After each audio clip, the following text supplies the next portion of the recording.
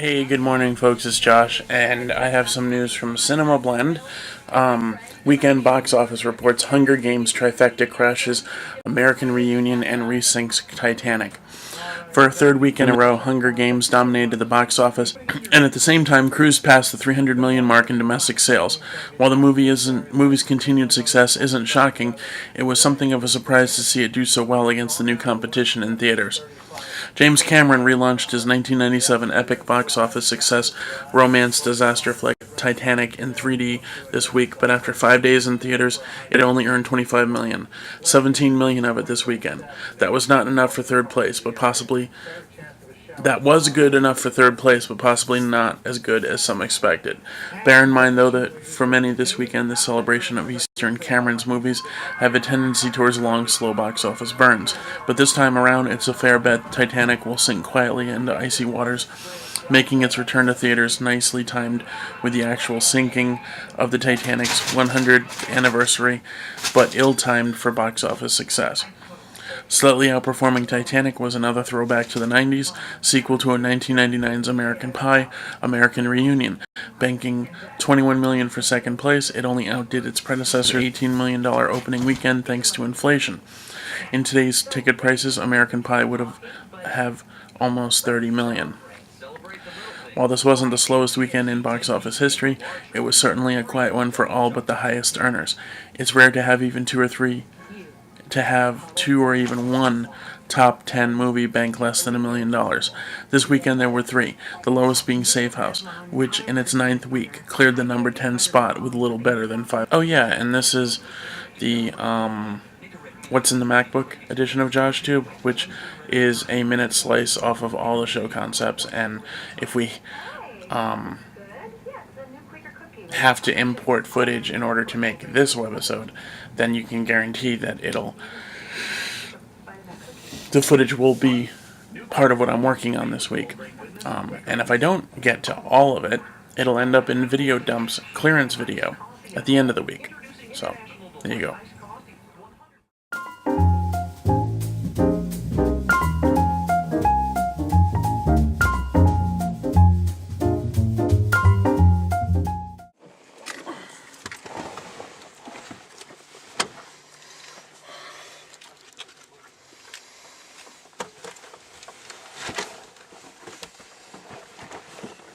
Might have to move the seat up.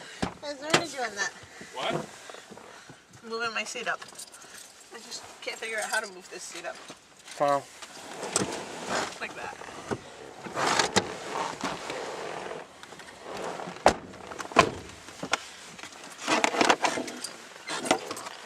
You sure you want to be in the car, Josh? I'm okay back here. He's safer in the car than he is outside it. Actually, that's true, because you could hit me. You can't run him over if he's in the car. And I don't want to stand inside these little yellow chain fence things. That's like being in a box with a hammer coming in.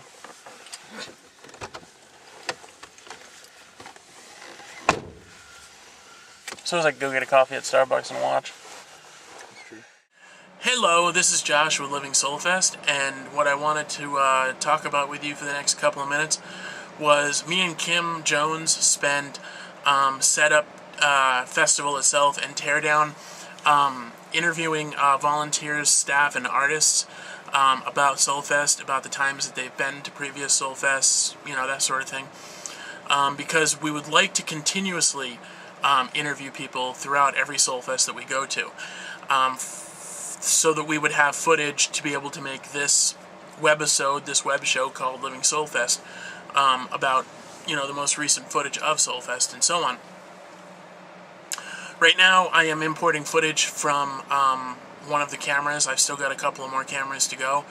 And then we have to edit it up and all that into the segments that we had, conceived of before filming, which are really cool ideas and all. And we want to... I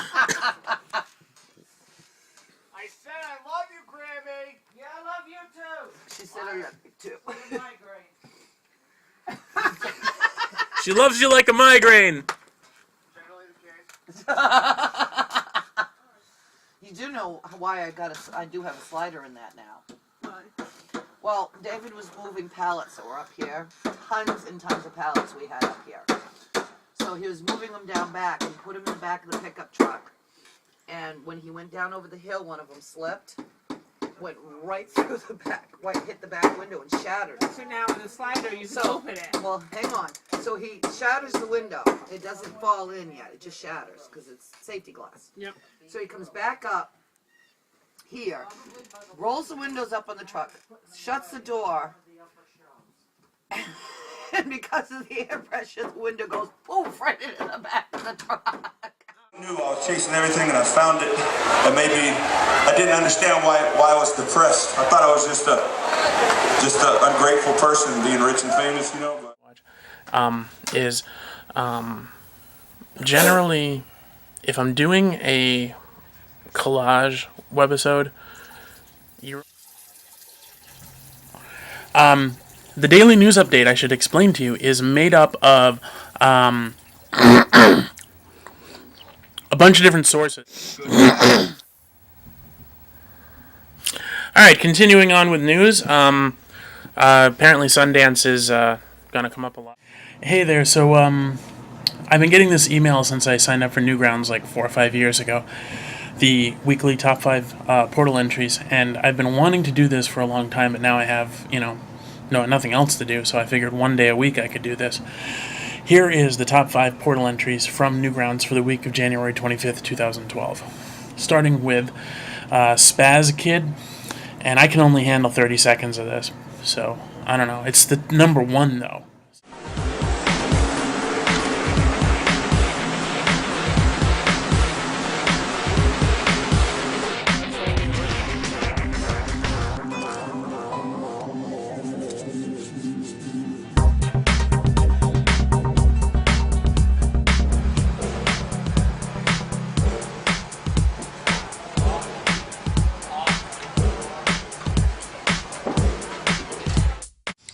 Hey there, folks. It's Living Soulfest, and we are, or I am, rather, who is we? Probably me and God. I don't know. Bringing you some new footage that I haven't shared, or, well, maybe I have, but I just can't find where I uploaded it to. We've got some interview footage with Kim Jones from last spring, wandering around the Soulfest area with around Gunstock in 2009. Some of them written, and he put them all together, edited them, and gave us what we know as the 5 books of Moses, and in this case, the first book, Genesis. How do we know that Moses got it right? Because Jesus says it's good stuff. And when Jesus is talking about life the way it's supposed to be lived, Jesus talks to us about Adam and Eve in the garden, and he says, in the beginning, this is how it was, and this is how it should be. So, Jesus' stamp of approval is on the books of Moses, it's on the book of Genesis, it's on the creation account, and so really, if you want to just cut to the chase and figure out whether or not you can believe this book, you just got to ask yourself whether or not you believe Jesus. And some of you don't, and some people don't. And some people think he was just a freak, or an egomaniac, or a charlatan, or a liar, or a myth, or whatever. But if you read the words of Jesus, and you look at the works and the life of Jesus, if you look at the resurrection and his...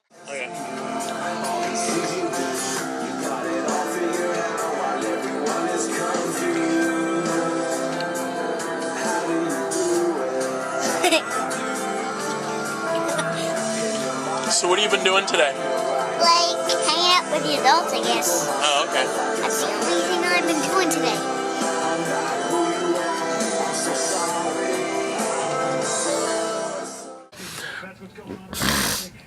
100,000.